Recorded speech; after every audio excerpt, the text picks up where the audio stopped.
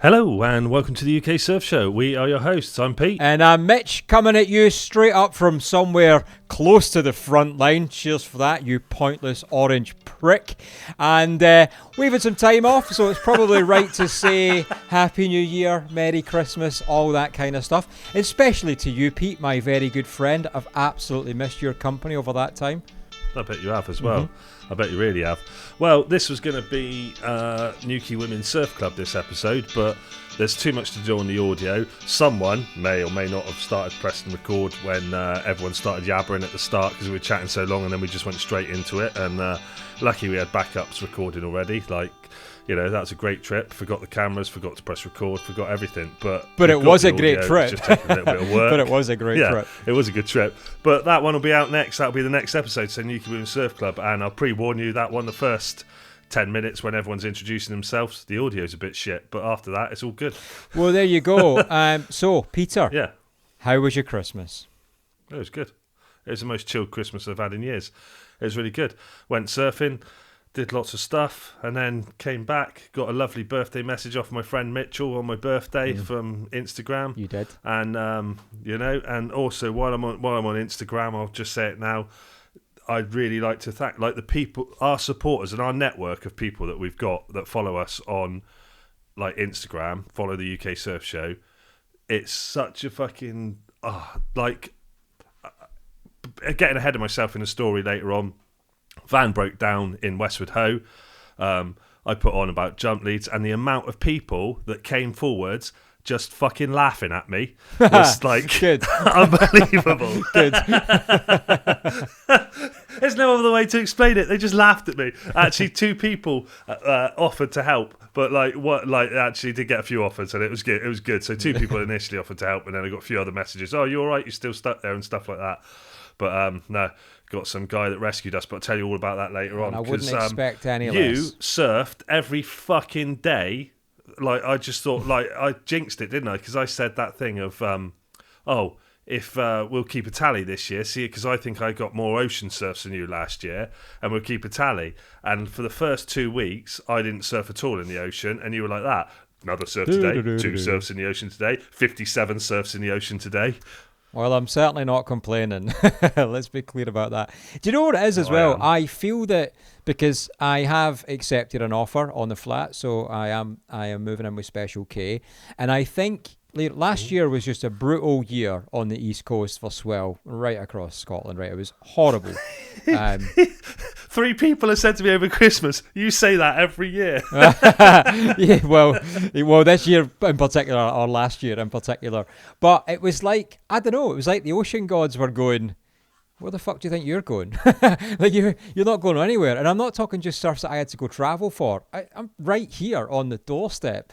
And, it's obviously, it looks sick as well. Yeah, it's obviously really hard selling the flat. I'm doing it for the right reasons, but it's tough. I can surf here, I live by the sea and everything else, I can see it.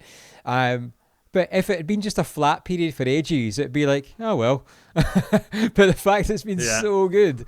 And I can't even remember. You're devastated. I can't quite remember where we left off on the last episode in terms of when it even went out. But I can't remember if I'd driven up to... I nearly said it. If I'd driven up to my favourite spot in that horrendous rainstorm or not. Yeah, so it was after that. So obviously I went on to my... so we went up to Christmas. Did we? And that was it. Anything after Christmas. Right, okay. Yeah. So I went on, I don't know what civvies call it. I'm still calling it Christmas leave. I had some time off. I had 10 days off or whatever. Well, I think it worked out at 2 working weeks.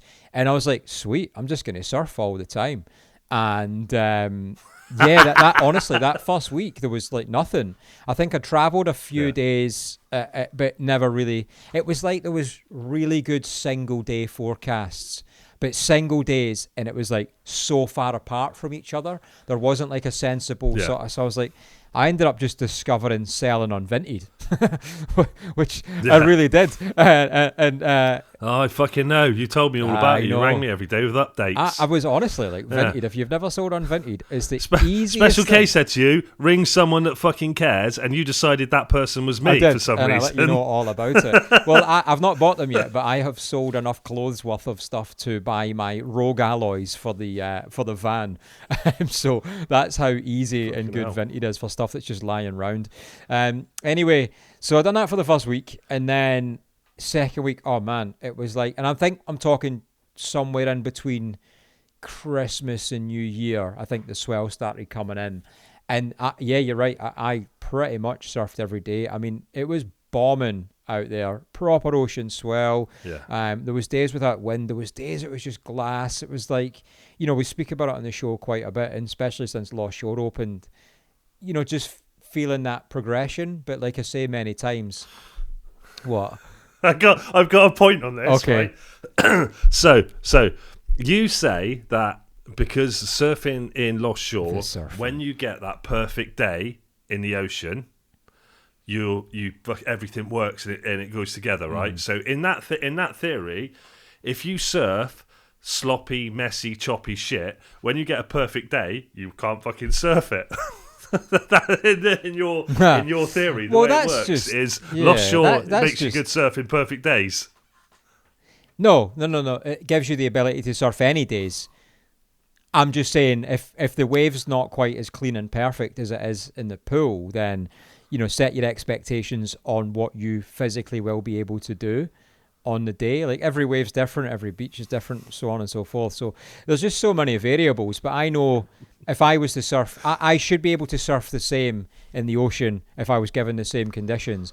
And I was able to prove that over that period, because there was days I surfed above my ability, because not only was the wave as clean and perfect as I could be on, but it was bigger, punchier, wallier, so there was more to work with. So, I'm kind of used to being surfing a wave that it's X size, but suddenly I'm surfing twice that, and it's like, oh my god, I've never surfed like that before. What about how far forwards are you now to getting Surfline to change their ratings to turns and manoeuvres and I know. I mean, dude, I definitely had. That's what you need. Equivalent of equals turns equals manoeuvres equals barrels. So maybe that's where I'll start, because I had loads of surfs in like St Andrews and stuff with Swanee, and we had some super fun sessions. But I want to start with a session that was like a manoeuvres plus wave. It was massive. I was at work. So this was when I was back at work, actually. So kind of start of January, and I was watching my. Well, I don't mind saying it now because I'm moving. So I have a Ring doorbell on my window of my flat overlooking the beach. So there's certain people who have access to my Ring. And they can get in my Ring at any time they want with a password, and I invite special friends into my Ring. Sometimes all at the same time. Sometimes they can just access my Ring separately. So the Ring doorbell is on the front window there, and I watch it. And the problem is, for example, when we're away doing the show, or I'm away somewhere else, and it's firing at home and it's flat wherever I am, like, why would you even look? But you still look. Of course you still look. And I'm like, I can see what I'm missing. Anyway, I'm at work and I'm like, I can't get away. And I'm watching how good it is. And I end up getting away maybe 2 hours after I had hoped to. And Kyle, my son, I've never known him to be so ill in my life. Like he was savagely ill, right? He ended up actually in A&E on an IV drip. He was that ill. I was going to say, it's like his second home anyway. I know, yeah. It's been a while since we've been there.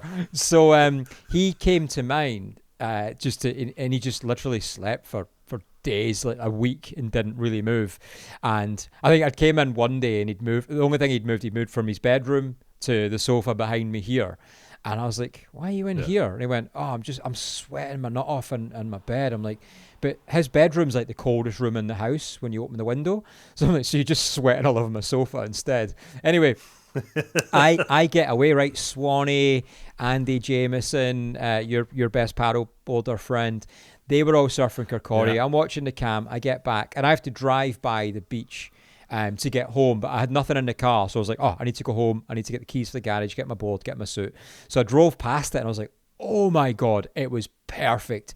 It was maybe head and a bit, close to head and a half, peeling forever. Hopefully, actually, I don't think I've got a video because it was one of them days when I finally got back. It was like, oh, I don't give a fuck about content. I just want in. And because it was getting a bit full as well, and it does die off when the tide's high here. So, come to the flat, I run upstairs, and I come in the house. I kind of forgot Kyle was here, like super ill and dying. And I came in running around making loads of noise. I come in the living room to get my molded earplugs, and I forget he's on the sofa asleep. And I was like, suddenly went into full-on sniper mode. Not because I didn't want to wake him up, but because I didn't want to wake him up and for him to ask me to do something because I just wanted to surf. So I was like backing out of the room, like, and it'd have been one of those, you're dreaming. I know, yeah, totally. So anyway, I get all my stuff, I run back downstairs, and out of the corner of my eye, because I've not sold the old van, the transporter, and I'm fighting to get back to the beach. I'm only driving to the bottom of the road from where I am. But out of the corner of my eye, I spot the front bumper hanging off the van. And I was like, double take. And I looked at it. And then I looked away really quick. It was like a reverse double take. Like I'd snapped my head away back to the beach. And I was like, do you know what? I am not even going to acknowledge that because it's going to ruin my surf. I was like, I need to go surf. Come back and then I'll deal with it. So anyway, I go down, mate. That's the same as I did I got to Westwood Ho, like last surf I'll go into later, but I was surfing Leighton as well, so that was good. But got there, turned the van off, I was like, that one right, turned it on, it was completely dead. I was like, fuck it, I'm going surfing, I'll deal with that when I get out. Totally. There's no point ruining the whole day. So anyway, I get down to the beach, everyone's got out and pretty much gone except Lloyd. Lloyd Christmas, E4 Scotland, who, by the way, is crushing it. Right now. Oh man, he's fucking doing so good now, he's isn't he? doing so well, and I love seeing his content with dolphins and stuff coming up on his boards. It's really cool. So huge shout to Lloyd. But anyway, he just got out, and I was like, Lloyd, there's no way you're not getting back in here. Like, I'm surfing with someone, get back in. He's like, dude, I've been through like 3 batteries on his lift foils. He's like, I'm done. I was like, damn. So anyway, I paddle out, and honestly, dude, it is so good. I've seen it bigger here, but I'm not into surfing huge waves, like big enough to make it look impressive for me. But it's a testament to my own comfort, even going out myself when it was like that. So, jump on the Dominator Pro, paddle out, and I'm like, oh please, I just want the first wave to be good. And man, honestly, the first it was like we spoke about it from Yuki, surfing sort of bigger waves when. Even on the drop, waiting for your bottom turn, you got so much time to think about it. And I was just like, man, I was up and down. I was able to get round sections, like nice cut back into the shoulder. I was like, fuck, I've never surfed like this. And it was like surfing maneuvers plus at Lost Shore, but times 2, 3, whatever, because the wave just had so much give to it. Like, technique didn't have to be that good because the wave was so playful. Like, my technique could be shit, which I'm sure it is and was. And it's just pushing me through it and letting me get back round. And I actually, bearing in mind, there's no one else there, like on the beach. Like, nobody else surfs here, really. And I claimed the wave. Like when the wave closed out, I claimed it like I was in some sort of CT fucking championship, and it made all the difference for like half a point. I claimed it anyway. Oh, and then I spotted Lloyd on the beach, and he's got his phone. His phone. I'm like, fucking yes. And then I just smashed the desk. I claimed it again there, and I got another wave, and it wasn't quite as good, but I was like, oh sweet, it just felt really good. And then I messaged him that night. I was like, please tell me you got that. And he went, dude, that first wave you got was insane. He's like, you look like a pro. And he's like, that's when I thought to get my phone out. I was like, no. I was like, no. Are you shitting me? Brilliant. Are you shitting me? So he's got like bits of other things, man. And I was like, oh no, absolutely gutted. But do you know, I'll kind of. Oh, mate. It was, mate. Honestly, it was just such a testament to one, progression, but 2, being able to go in and not really think about the size or like just be kind of worried about my surroundings like I often would be. And not to say I'm not aware of it at the same time, but so then every day after that was solid for a week, maybe. It got bigger. It also Yeah. got messier. There was Yeah, days in that's you were between. surfing like 2 or 3 times a day sometimes, weren't you? I was, and then to be honest, I didn't really catch another wave after that. I caught some waves, but nothing to talk about. It was kind of like up until Saturday gone, on our pre-Burns night. It was like I was comfortable going out, but what I realised, I think, on after that day when I surfed that one and I caught that wave, it was something that really clicked Yeah. in my head, because we talk about sort of right boards to the right, matching it to the conditions and stuff, and I've stepped up my boards. I'm riding the 6.0, my Dominator Pro, but what I realised when I wasn't catching waves the next couple of days was it got bigger in size and maybe a little bit messier. It was that I just didn't have enough float to get me in early enough to counteract, one, the pop-up, but two, the size of the drop. And even though on the first day when I kind of that clicked in my head, I still didn't then just go take Kyle's mashup. He's got, I think it's a 6.1 mashup or a 6.0 mashup, but it's tons of volume compared to my own 5.10 mashup. And I was like, right, I should take that. And I was like, nah, but I want to be on my Dominator Pro because I know I can surf it well. That's it, isn't it? That's the thing. Like, so, like, all of my surfing, I was surfing before Christmas, and it was like every session I'd done in the ocean has been like longboardy sessions, I think, really. But I think the last ocean session I had with the shortboard, or the mid-length, is like the one I did with you in Newquay, I think, in the ocean with the shortboard. I think everything else since then has been like longboardy sort of stuff. Sure. And I went to Newquay for my birthday for the weekend and stayed in that same place that you and I stayed in, apart from my better company this time. And then I went out on Saturday. I sent you a picture. You went, I hope you're out in that. And then I sent you another picture for reference, and you went, oh, fair enough, because there was a wave, and on the wave you could see someone at the bottom of the wave and someone at the top of the wave, and they both looked like ants on the wave. It must have been 15 to 20 foot in Fistral. Yeah. It was massive. Like, there was people going out in Cribber and everything. It was ridiculous. Insane. So it was like, I'm not going out in that. And I went round to look at, I thought I'll go around and look at Towan and have a look at that. Mate, it was like a summer's day. There must have been, I counted in the little bit by Towan, bearing in mind it was near, the tide was coming in, I must have counted 40 to 50 people in that little bit, in just that bit of classic Towan. And bearing in mind, as you look down, Great Western, there was people surfing there, and Tolkien, there was people surfing. Like, you could see people all the way down. Did it look like Towan on a summer's day? Yeah, it did. It was like January. It was because the sun was shining, and I got a video of it. I think, I don't know which way I took it round. If it's the right way, I'll send it. Send it anyway. We'll overlay it. Yeah, and mate, there's so many people, and I've got videos and pictures of those waves and everything. I think I put some on Instagram actually, but I had so I didn't go surfing that day because it was just ridiculously big. So the next day we went surfing in Fistral, South Fistral.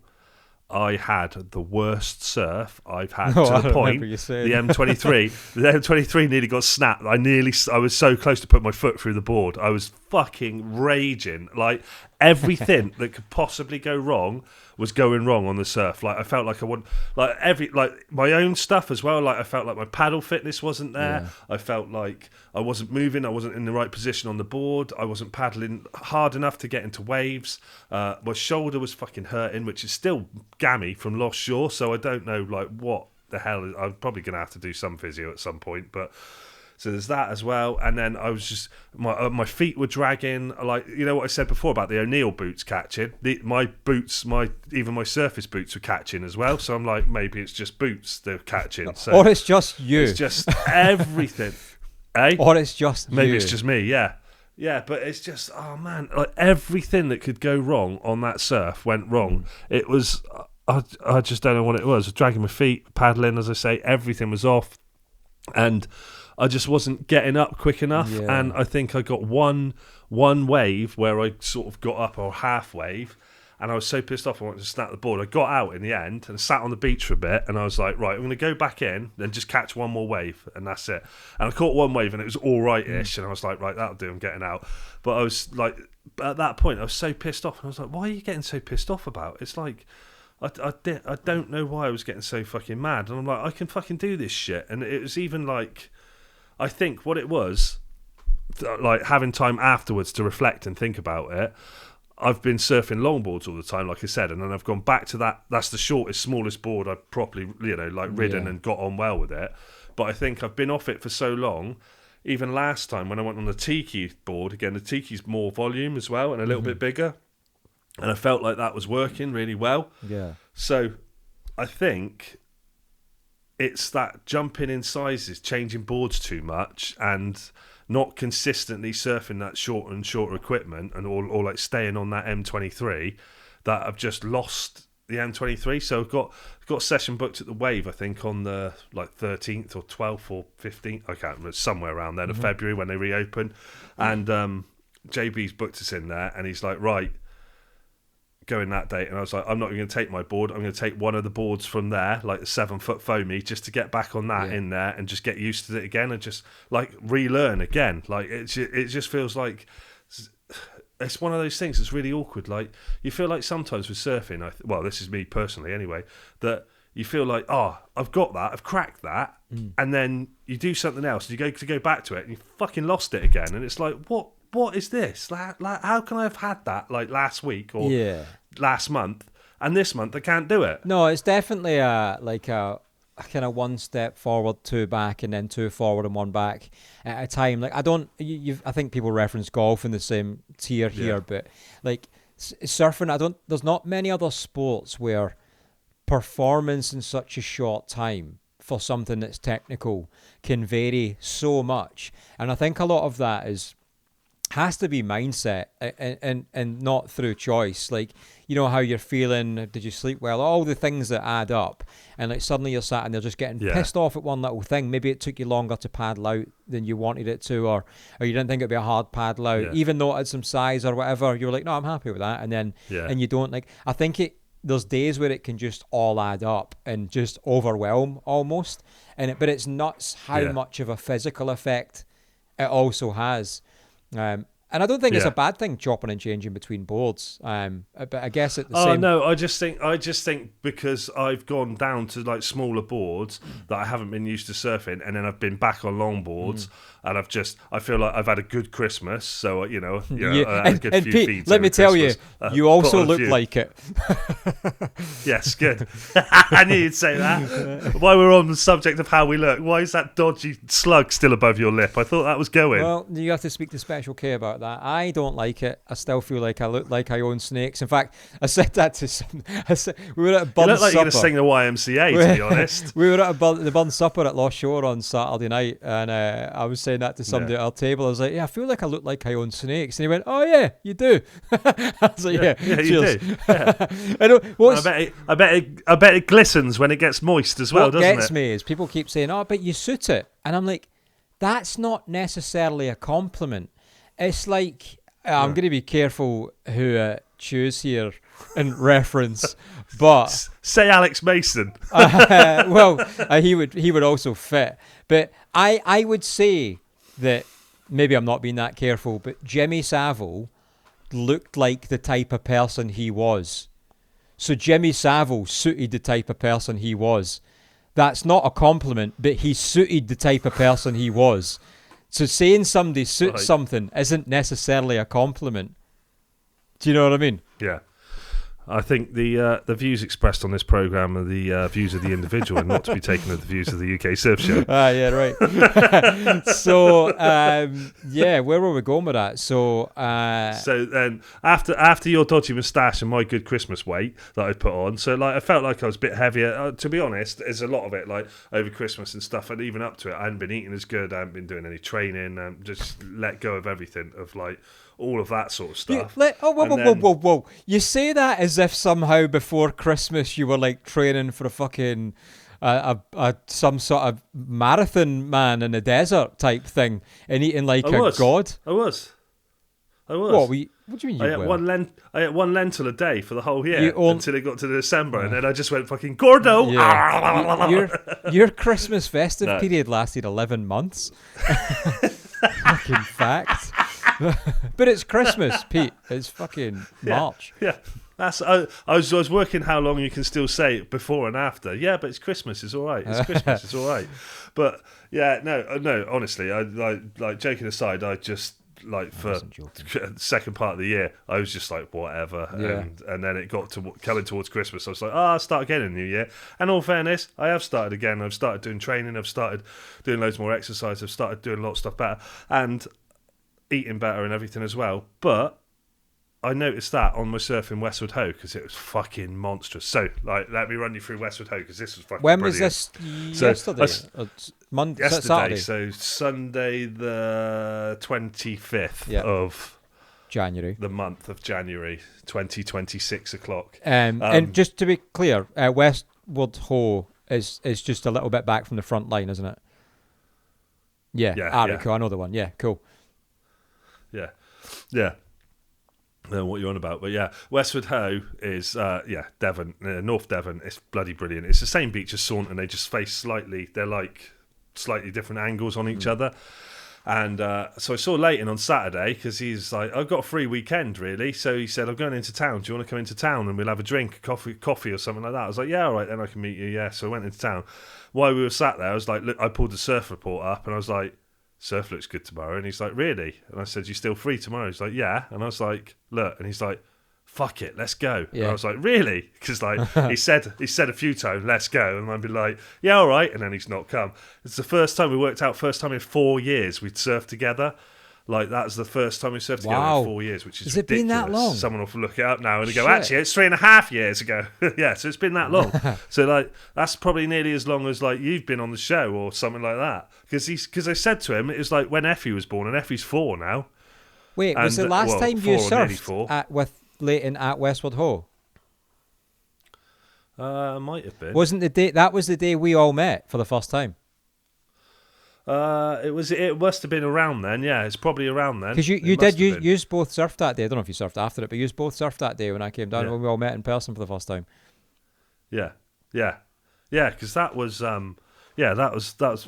I don't know where the timeline when it actually is. We haven't worked out actually, but it's like we're working out from like how old Effie is to him and everything like that. And he said like in all fairness, he said he still gets messages off people, like surf show people and like people who listen and people who like have been on the show. He still gets messages asking how he is, how Effie is, how everything's going, and yeah, they're all doing good at the moment. Good stuff.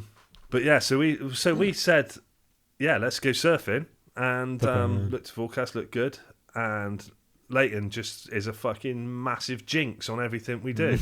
So we're driving down there, and it's raining on the way down, and he's like, "Oh look, the sun looks like it's poking out. We're gonna get a nice surf in the sun." Get there, and it's fucking hammering it down with rain. It's literally the worst fucking rain I've been in for ages. Yeah, right. And so we go to go and get our stuff on. I turn the van off, and I was like, that didn't fucking sound right. Go to turn it back on. It's just complete. It's not even turning over. It's just the keys just turning. I'm like, oh fuck this. I'm not dealing with this now. I'll deal with this when I get out. Pull my board out the back of the van. Go to open the zip, and it's got salt water on it, and it's just seized completely. Okay. And I'm like, what the fuck? Why? Like that question that Dale said. Why do they make metal zips on fucking board bags and stuff like that? You know, seized. So luckily, I'm in the van. I got WD-40, sprayed it on it, managed to open it a bit, and then it just got stuck completely. I was like, fuck it. I just ripped it open because there's no way into it. Yeah, there's no way into it. And Leighton's like, oh, fucking hell, why's that happen? Put his wetsuit on, gone to do the zip up. He hasn't worn his wetsuit for fucking years. And it's like, it's stuck, the zip. But his teeth, he's got Ripco wetsuit. The teeth are plastic, but the zip's made of metal. So it's not, the zip just won't slide. Okay.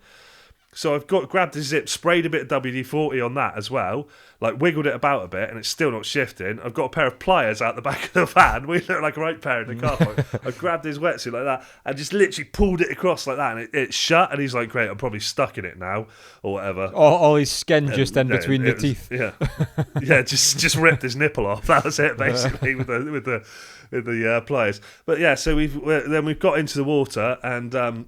Like started to paddle out, and he's gone, for fuck's sake. And I'm like, what? He's like, I forgot last time I wore these gloves, they got a hole in them. So he's got a hole in his gloves, just like right in the centre. Got water coming straight into his gloves. And you'll feel it because it's like a really cold 18 degrees in the water down there, isn't it? Something like that. It's something like that. Yeah. I mean, I was in my 4 mil wetsuit as well, and it's so depths of winter for you guys for sure. Yeah.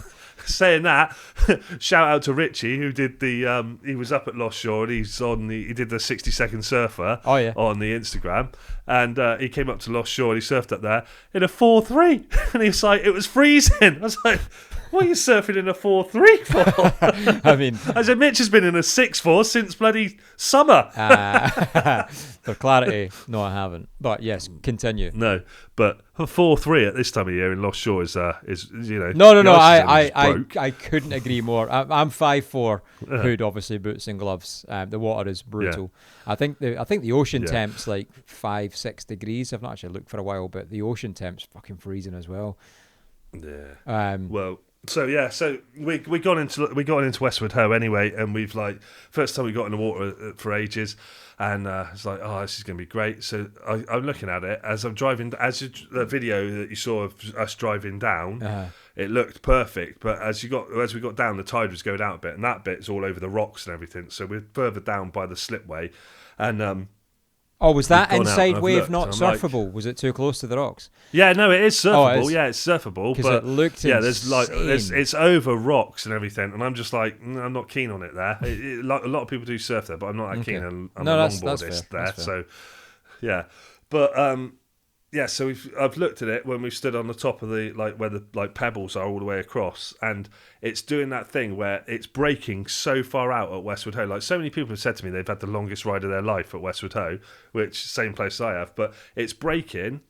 They're coming down, they're reforming, they're breaking again, they're coming in, they're reforming and breaking again. So there's 3 out the backs, if you get what I mean. You can go out sort of chest high and you can still surf waves. You can go out further and still surf decent waves that are sometimes a little bit crumbly on top, sometimes fully reformed. Or you can go right out to the back, fucking a mile paddle out and surf out there.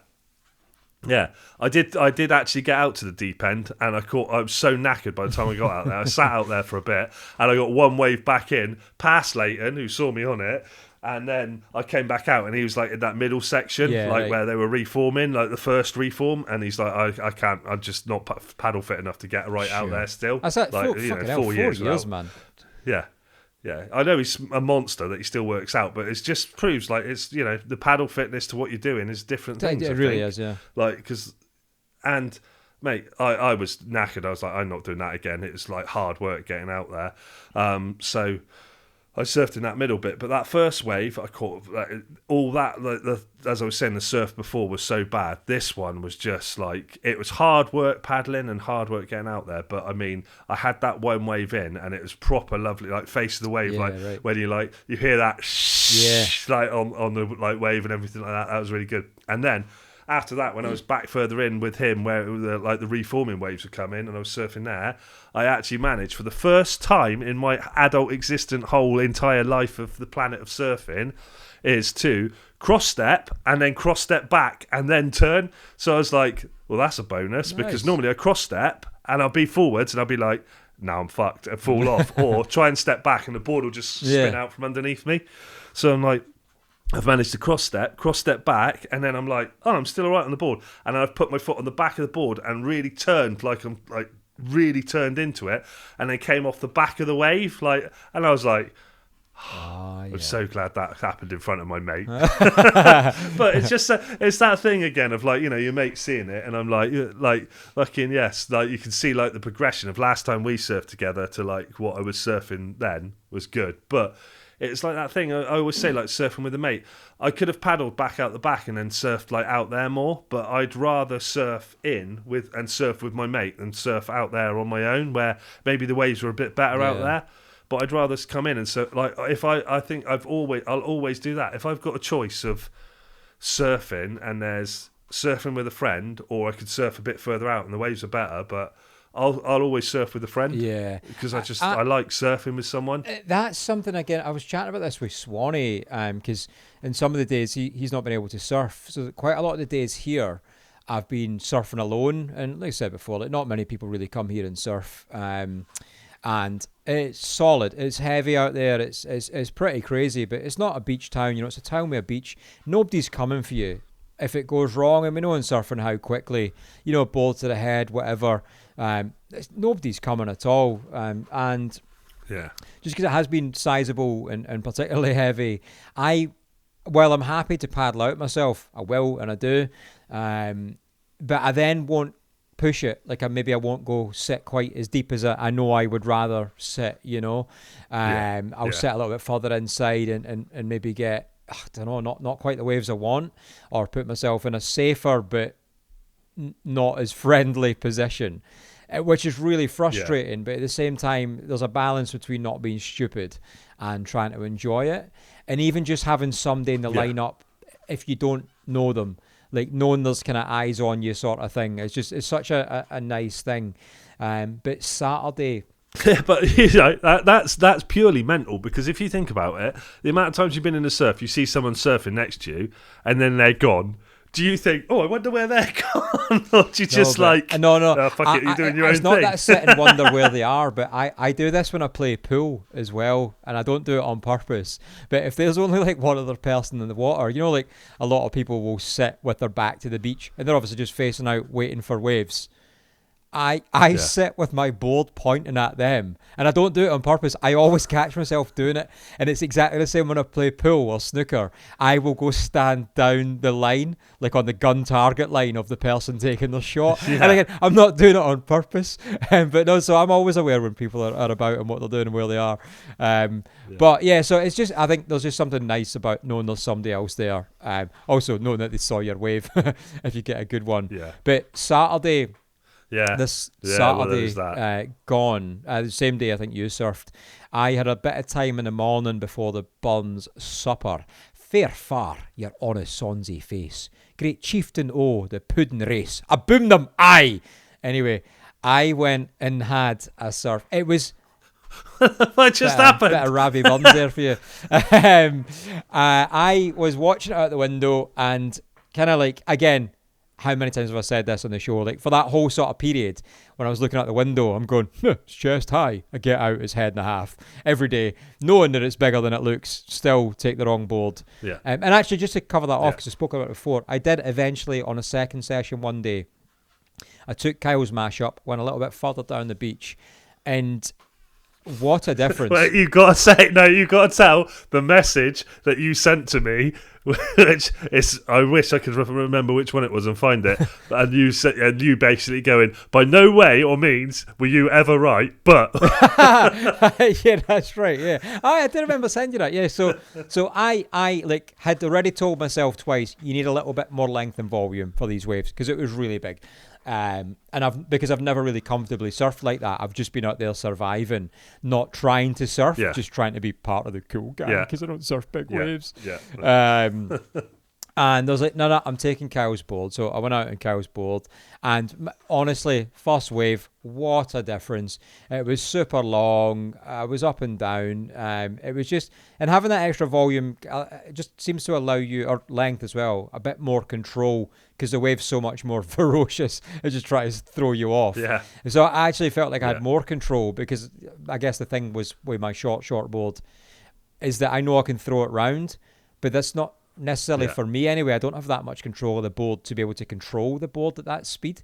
So having that volume and extra float made a difference. So so I had a really good surf on it, and then I messaged you straight away going back to the thing. It was because when I accidentally took his board to Newquay and we had that really big that really good day, and I surfed, and you were like, it's because you've got the longer board.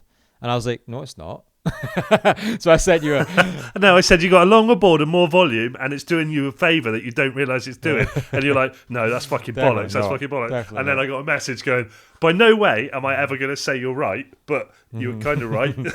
Yeah. So I bet that fucking broke you to send that message, didn't it? No, because I never agreed with you. So anyway, that was super fun. But anyway, Saturday gone, Burns night. It was similar to you. I think it was like 15 foot swell. Not saying 15 foot's what came in, but my God, was it enormous. But it was also like, it still is, we're still getting swell every day. It's been blowing on shore like 30, 40 miles an hour straight on shore. But it was actually the swell was so big that the wave was sheltering the wind. So actually, a lot of the days when I went out, it was like, it's howling. But as soon as you're on a wave, like the wind disappears because you're just sheltered by it, which I've never really experienced before. Yeah. So anyway, Saturday was brutal. And I was like, I may have accidentally deleted access to my own social media, right? I'm not going to mention any more than that. So don't go into the fucking old stories. So I won't. So I spent the whole weekend on fucking calls to Meta trying to get it back because it was very important. And I was like, I was so threaders with, like, I'm talking 3 o'clock in the morning calls with Meta. Anyway, I'm like, I can't have another call with Meta. I would rather go out and just try and survive. That's kind of the stage I was at, right? It was monstrous out there, howling on shore. But I was looking, going, I feel like I could surf some of them, potentially, like as long as I could commit to it. So, paddle out. We had a lot of rain as well, a lot of wind, a lot of runoff, as you would expect. It's been non-stop raining for weeks. And I was worried because, you know, when you can see the white water is brown, like, you're like, oh, Jesus. It was slightly cleaner than the day before. So I was like, okay, I'm not going to get ill. As soon as I paddle out, like, the taste is vile. I was like, oh, fuck. I've never tasted water that bad. And so I'm trying to paddle out and keep my mouth shut, not inhale any water. And it became one of them days where it wasn't necessarily about surfing. It was just about, for me anyway, just being happy that I was able to make it out. I was able to sit in the torrent of like waves coming in left and right, like one directly behind the other, bigger again, and just being fairly comfortable. Like I caught 2 waves, and I think I was in the water for 45 minutes. Caught 2 waves. The first one was okay. It was just a right and kind of bombed along it and tried to kick off before I got detonated and obliterated. And what's Trump's new weapon? He just said they've got we're working on a new weapon. It's called the discombobulator or some shit. I was like, that was me. And the second wave was just like I was just fighting so much to try and stay in some sort of position. To try and keep on these waves, and like I took off and there was so much water moving, I kind of got to my feet. The board was like launched at me from the ground up. I kind of caught the board with my body, fell back on my belly, so I was prone on the board again, but still going along the wave. And then I managed to do some sort of weird-ass pop-up. I mean, even weirder than my normal pop-up. Get back to my feet, and I was like, I think this is the one that's taken me in. So I was just sort of like really happy that I was not only like comfortable going out there, but also doing that myself. Again, it just goes back to the testament of ability, not progression, not like thingy, just comfort, being I've lost the ability to speak. Being comfortable in the water. But do you know what I noticed when I got out as well? I did put a wee story up about it because this is normally all sand. Like when this is exposed, it's all sand, and there's like the tiniest bit of rock exposed, like tiny. Like when I got out, I was like, holy shit. I'd never seen the beach like it. It was just like, I'm talking like sort of 2-3 meters deep of rock is how much sand has been removed. And I saw you put a dull story about that up as well, but you know what? It's kind of a visual representation. Started fucking, this is a public service information by Mitchell's. Well, I tell you what. I'd like to see all the road, thank you very much. I drive the coach. See. Well, anyway, if it saves somebody's life, great. If not, then fuck you, Pete. Yeah. I'm not even finishing that. Fucking rip the piss out I'm not even finishing you that. You reminded me though when you were saying then about like like phone calls, mate. I forgot to say, like, so when we got out at Westwood Ho, obviously now we've got to deal with the van thing again. Oh yeah. And I'm like, bollocks, right, what am I going to do? I said, Leighton's like, have you got breakdown cover? Because he said, I think I have, and it covers me for whoever I'm with. And I'm like, I'm sure I have, and I checked my insurance. When I renewed my insurance on my van, they beat the other quotes. So I was like, oh, fuck it, I'll go with them again. What they didn't tell me when they beat the fucking quotes was they'd removed all the extras to beat the quotes. So they got rid of my breakdown cover, my legal cover, like all the other extras that I have on it.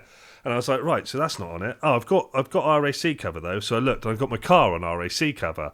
So I was like, surely I can add another vehicle to it. So I went on there. It's like, oh, you can add another vehicle and it will cost you whatever. So I was like, trying to add it. It's going, no, you can't do it, can't do it, can't do it. I'm like, right. So I ring them, sends me through to the app, ring them again, go to a different option, sends me back to the app. So third time, sends me back to the app. Fourth time, I get to speak to someone, and the most unhelpful person on the planet from the RAC, mate, I've cancelled all my RAC stuff now. I won't use them again. Basically, he may as well have just answered the phone and gone, "What's your fucking problem?" It was literally like that. It was literally like no help. It was like, I said, I want to add I've broken down and I need I think it's just a jump start, but I need to see if I can add my van. He said, well, I can put you through to the sales and they can deal with that, and then you can come back to me. And I was like, all right then. Goes off, comes back, and he's like, yeah, sales isn't open on the weekend, so don't know what you can do really. Great. I was like, right. He said, well, I could do it's like 130 quid, £125 for a one-time call out, and if they can't get it started, they'll tow you up to 10 miles. I'm like, I'm stood on Westwood Ho. I can see fucking 10 miles and there's nothing around. There's nowhere to go. So I was like, I got in such a piss because he was like really unhelpful. And he's like, well, basically, I don't know what you're going to do then. And I was like, do you know what? Cancel the lot. Cancel my other stuff as well because I've got no interest in going anything with you now. So just cancel it because you spat your dummy out the pram. Dummy out. No, it was just really unhelpful. I was just like, nah, not interested. And Leighton looked at his as well. He's like, oh no, because I had to put something else on because he sold his van that it was covered and he changed his motorbike thing. They had to change the RAC cover for something. So his was just it says your car or anyone else driving your car. I'm like, well, so right, okay, yeah. Right, whatever. So I looked online and I found a local one that was like, they'll sort you out for like 80 quid, and if they can't get you started, they'll tow you to a garage at least. Yeah, you know. And so I looked at that, and as we were walking back, Leighton just went to this guy. Excuse me, mate, you don't know where we can get any jump leads or like anything from, do you? And he's like, I've got some in my van. He's like, really? Couldn't give us a favour? I said, we're parked right down the other end because we walked down into the town. We parked right back down the other end, and he's like, yeah, no problem. And as we were walking back down, he came past. He goes, jump in, boys. Got in. Open my thing up. My van's got 2 batteries on it for some reason. Don't know why. And so we put it on one, tried to start it again. Nothing happened. Took it off, put it on the other battery. It turned over slightly. Okay. So we left it for a while. And then I was like, getting to the point. Tried it a couple more times. It was slightly turning over. Left it for a while longer. I was like, I'll try it one more time. And then we'll just have to like call this guy to tow us to a garage. And turned it. And it just fucking and started. I was like, oh, fucking brilliant. Go, oh great, jumped out, grabbed his fucking sparklies, turned around like that, and the fucking things touched together. It's like in a lightsaber in his hand. I was like, fuck! Like, what's going on? Like in Running Man, like, hey light bulb, hey Christmas tree. It's like fucking sparks going in the air everywhere. It's like, yeah, it's like, that's what you get for doing someone a favour. It's like fucking, instant karma of reverse karma. If I've done just something nice for someone, I nearly killed myself afterwards. Like, he turned around and they just touched together. The amount of sparks. I was like, he probably just blew all his electrics out in his van just for helping someone. Yeah. It's like, jeez, that's like ridiculous. But I've always heard people go like, oh, make sure they don't touch together. And now I've seen why, because it's like, I mean it's ridiculous. Anybody that wants to work a battery, I mean, it's quite a special thing to witness. I wouldn't recommend it. Speaking of stupid shit, though, with vans, like I decided... one more thing on that. My van then drove all the way home, fine. I woke up this morning to go to work, got in the van, said to Leighton... Took a video of it. I was like, oh, this is going to be it now. Put the key in, turned it, and it just started straight away. He was like, oh, maybe it's just me. I'm bad luck. I'm like, well, fucking maybe it is. Well, you might know. Maybe, yeah. Well, speaking of stupid shit, so I decided, because I think I've found a company I'm going to be working with to get the conversion done in the man. Mm-hmm. But because I use it a lot, at the minute it's insulated, I've got sound deadening on it, and I've got a vapor barrier, right? But all the insulation's exposed on all of the walls, even though I've got the bed in there, I've got seats, telly, all that stuff. And I'm sort of like just getting a bit bored looking at it, and I thought, do you know what? I'm just going to ply line and carpet the walls, get it done. So at least it's a nicer place to be. I can see you laughing because you know where this is going. So I was going to just buy, we spoke about it, but I was going to just buy the plywood because it's like 5mm plywood. It doesn't cost much, and just cut it myself before realizing, like, because there's nothing flat or straight about the edges of the van. Like, it's, it's like it's on an angle from front to back as well. Yeah, so everything's angled. It's just a pain in the arse. There's a company that does like the CNC cut for your van specifically. So I thought, oh, fuck it, I'll spend the extra money. I'll just get them. And then at least I can just fit them straight away.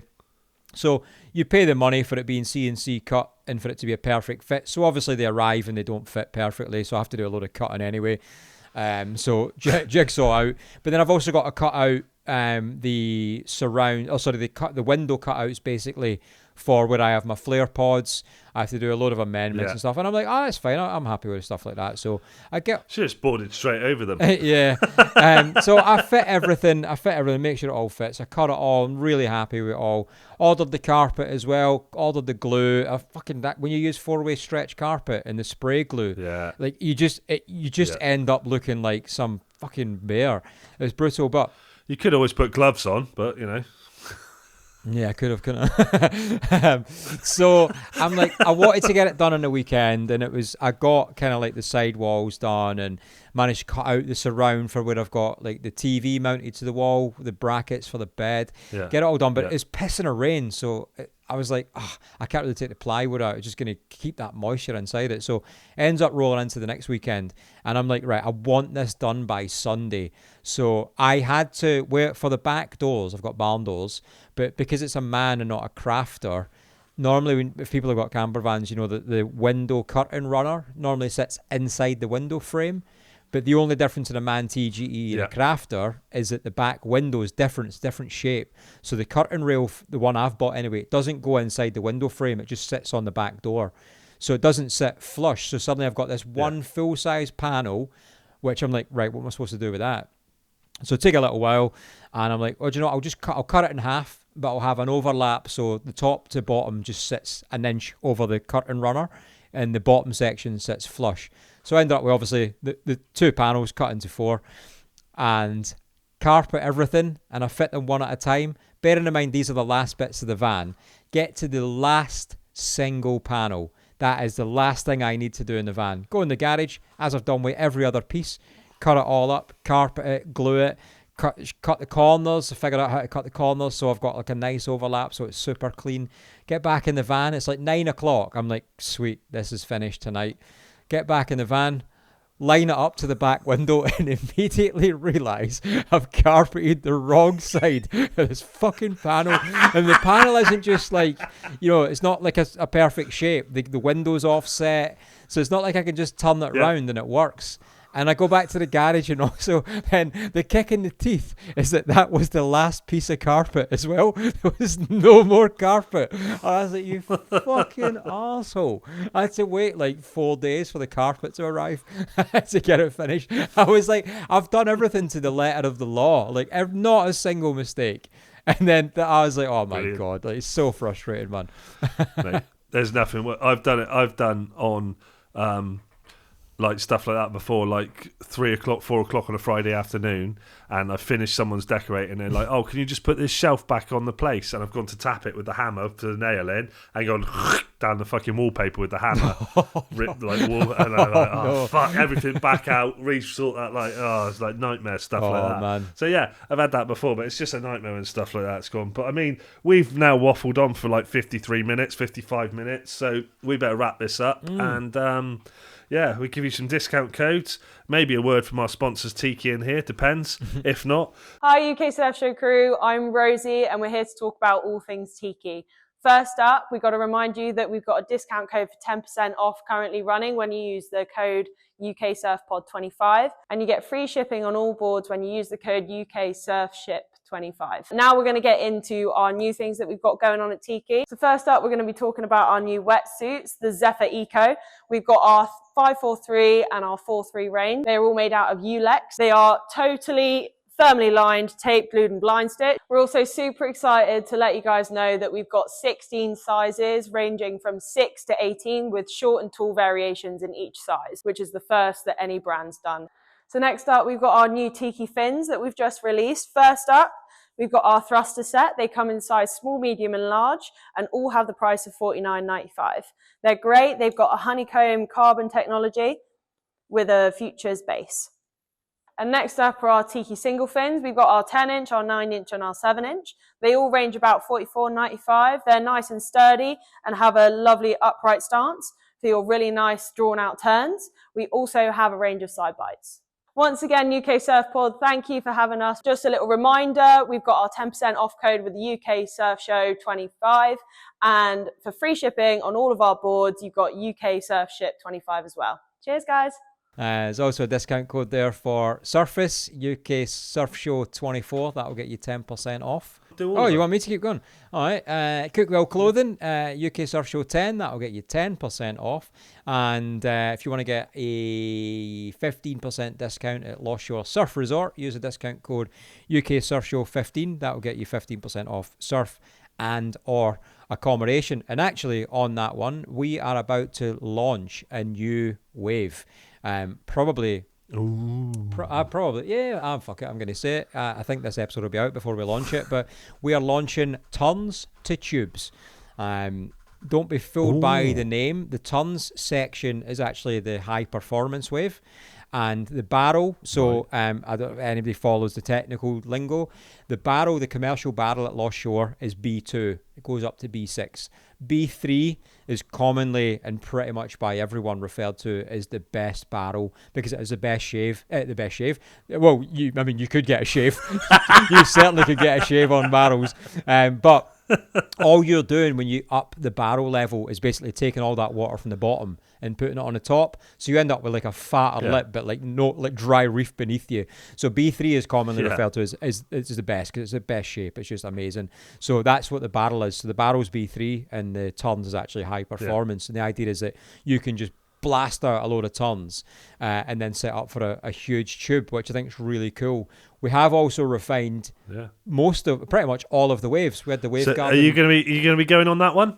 I don't with my takeoff, with my pop-up, I've not high performance is like the only wave I've not done just because I'm like I don't think I'll have time to get to my feet.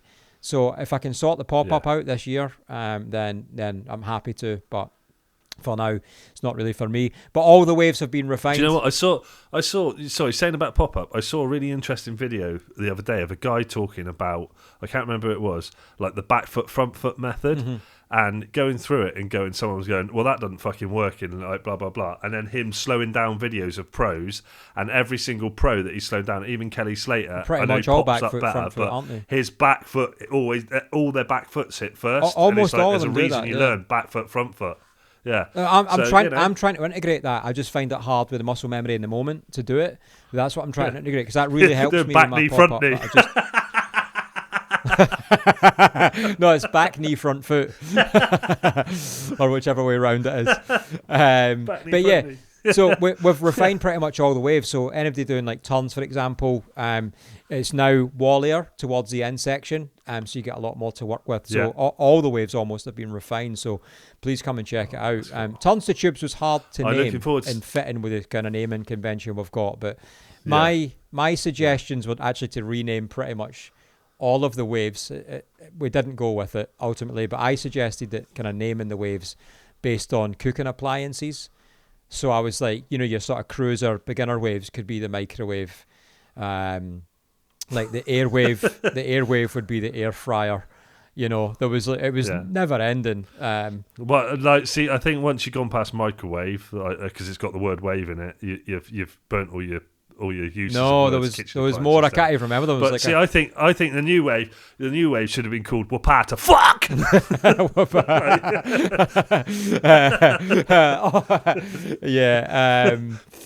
Or Wapata. Whoa. Oh, that was it. That's what I was going to call the tons to barrels, because the barrel's so big. I was going to call it the pressure cooker. Pressure cooker. Yeah, man. Yeah, well, that's about it then, I think. And I'll be up at Lost Shore at some point this year again. Oh, will you? Surfing with Mitchells. Oh, okay. Yeah. I'll stay at your house this time, though. Never. Oh, I won't have it. This will be gone. I know. I'll come and stay with you in Special K. She won't just have impose myself. Don't worry about it. Yeah, she'd love me staying there. Absolutely not. She gets on much better with me than you. She says we like loads of the same films and shit TV programs. And you're like, what the shit is that? Nailed it there. And you're like, you both like shit TV. You're literally like, oh, this is shit. People like this. For shiz. And you forgot to do UK Surf Ship 25, which is the shipping for the boards on the. Was Tiki. that not just for Christmas though, Peter? Free shipping. No, still going. Okay, there you go then. As far as I'm aware, it's still going. If it's not going. No, you'll find out when you try and use it. Yeah, you'll find out when you try and use it. But they got the lost boards in now that we were talking about, That's Matt, right, with. yeah. So hopefully we might get to go on one of those soon as well. And they've got some new Evos, I think, as well.